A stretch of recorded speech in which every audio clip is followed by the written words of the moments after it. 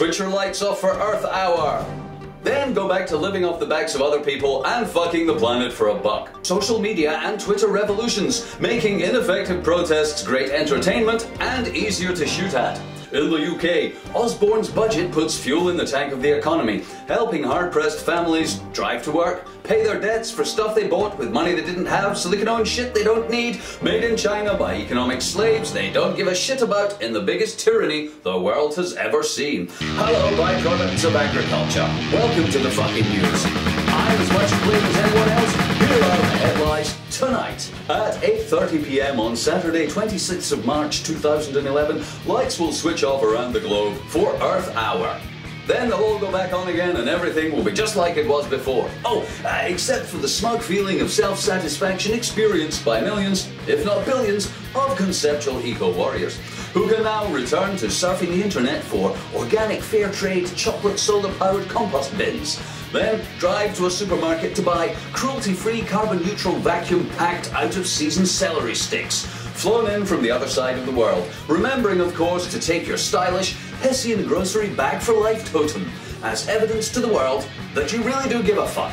Then you can carry the produce of slave labour back to your individual livestock habitat, gobble it down whilst telling yourself how cool it is that you've done your bit. Yes, Earth Hour. It's the least we can do. Oh, wait a minute though. What about Earth Minute or Earth Second? After all, we don't want too much inconvenience, like Earth Day or Earth Week. That would be wrong. Just Earth Hour. That'll do. Yes, all around the world, brightly lit advertising spaces exhorting us to save electricity for Earth Hour, the irony of which is apparently lost on the organisers. Hey, let's make it on Saturday night so no shops or factories have to shut. And let's pretend it's not about saving the world in 1 hour, it's about raising awareness. You know, increasing the number of people who are aware of ness.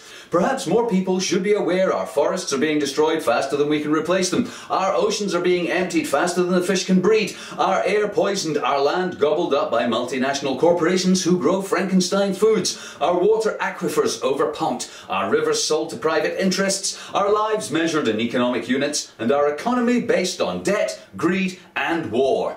But nah, it's not about that, say the WWF for Nature. It's to stop the degradation of the Earth's natural environment and build a future where people live in harmony with nature. Well, that would be good.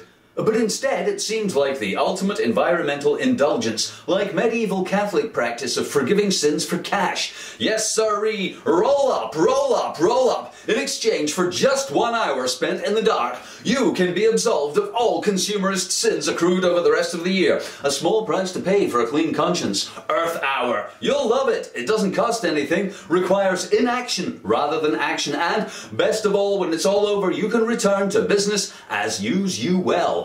The lights go back on, pandas waft across our TVs with rainforest montages and dolphin song soundtracks, celebrity shills mouth vapid platitudes about recycling our waste, natural products and energy efficiency. Then it's on with the show, and see you next year when Earth Hour will be back to remind you what a useless conscience-salving sop it really is, and how you don't mind because your beer's cold, sports on TV, and when you flush the toilet all your shit disappears. Nice. More on that story later.